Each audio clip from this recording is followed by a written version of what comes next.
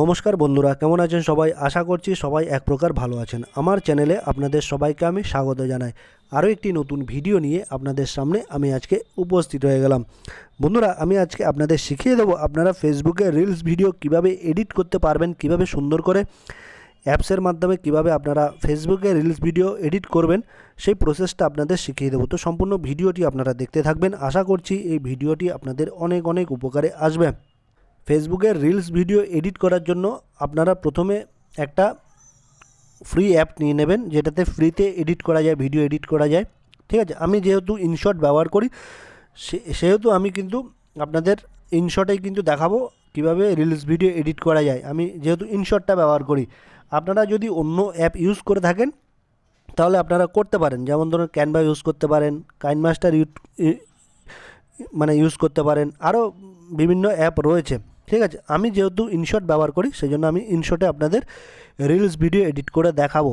আপনারা চাইলে এইভাবেও কিন্তু ব্যবহার করতে পারেন, ইনশট আর রিলস ভিডিও রেডি করতে পারেন। খুব ভালো লাগে, খুব সুবিধা হয়।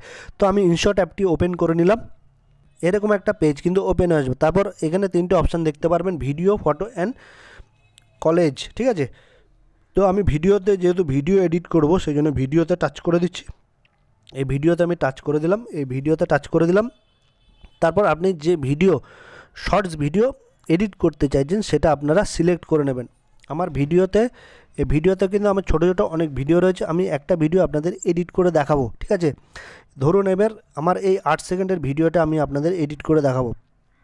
8 সেকেন্ডের ভিডিও এডিট করে দেখাবো এই ভিডিওটা। ঠিক আছে, আর আপনারা যখনই ভিডিও এডিট করবেন, 15 সেকেন্ডের ভিডিও হোক বা 10 সেকেন্ডের, আপনারা চাইবেন 10 সেকেন্ডের কম ভিডিও করতে। ঠিক আছে, তাহলে কিন্তু রিচ টাইমটা বাড়বে বা ওয়াচ টাইমটা বাড়বে আর রিচটা বাড়বে কিন্তু। ঠিক আছে, তো আমি এখানে আমার ভিডিওটাতে টাচ করে দিলাম, সিলেক্ট করে নিলাম। আমার এখানে নেক্সট বাটনে ক্লিক করে ওকে বাটনে ক্লিক করে দিলাম।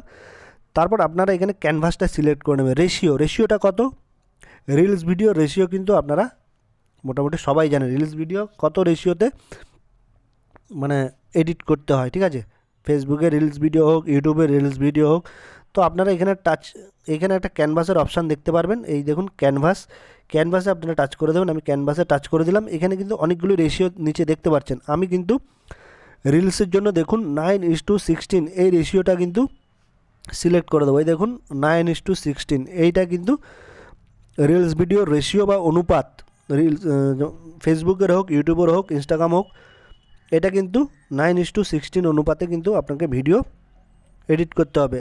আর বড় ভিডিও হলে 16:9। ঠিক আছে, তো তারপর এটা সিলেক্ট করার পরে আমি কি করব, এই রাইট চিহ্নতে ক্লিক করে দেবো। ঠিক আছে, আমি রাইট চিহ্নতে ক্লিক করে দিলাম।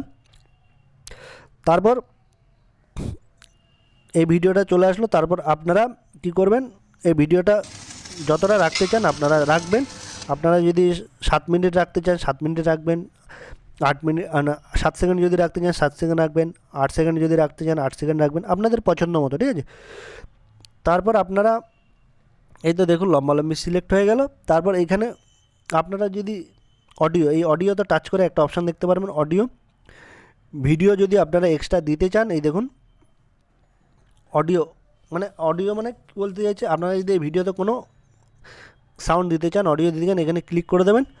ঠিক আছে, আপনারা যদি নিজেরা সাউন্ড দিতে চান তাহলে এই ভিডিওতে এইখানে আপনারা টাচ করে দেবেন। দেখুন এইখানে টাচ করে দেবেন, রেকর্ড অপশানে ক্লিক করে তারপরে আপনারা এই ভিডিওতে নিজেরাই কিন্তু সাউন্ড দিতে পারবেন বা ভয়েস দিতে পারবেন। ঠিক আছে, এইখানে টাচ করে। ঠিক আছে, তো আমার দেওয়ার দরকার নেই সেই জন্য আমি এরকমই রেখে দিচ্ছি।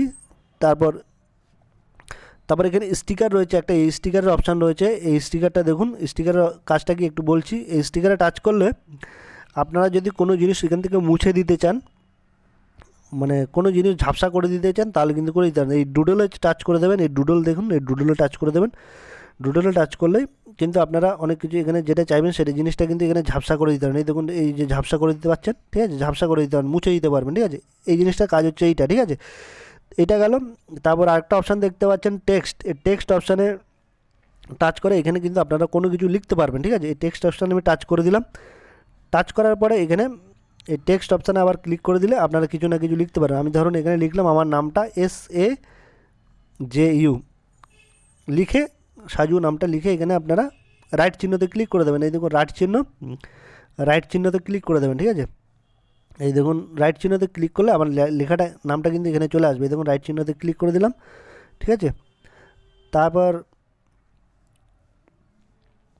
এটা গেল টেক্সট গেল। তারপর এফেক্ট যদি কিছু দিতে চান দেবেন, ফিল্টার করতে চাইলে করবেন। তারপর এইখানে PIP বলে একটা অপশান রয়েছে, এখানে গ্যালারি থেকে আপনারা যদি কিছু অ্যাড করতে চান, যোগ করতে চান, তাহলে কিন্তু যোগ করতে পারবেন।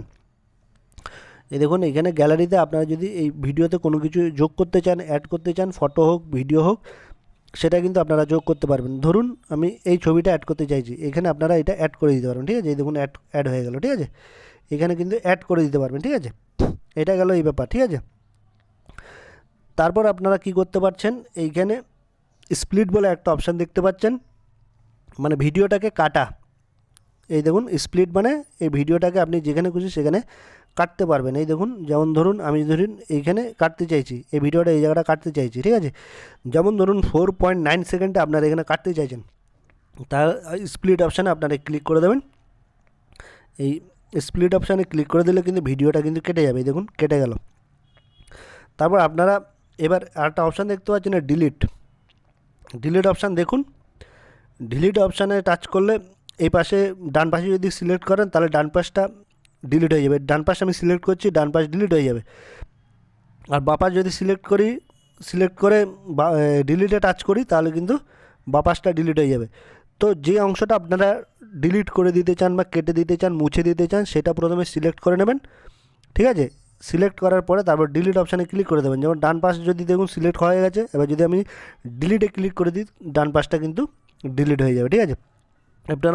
সেই জন্য আপনারা যেটা চান সেটা, যে অংশটা বাদ দিতে চান সেটা কিন্তু ডিলিট করে নিতে পারবেন। তারপরে এই ভলিউম রয়েছে, ব্যাকগ্রাউন্ড রয়েছে।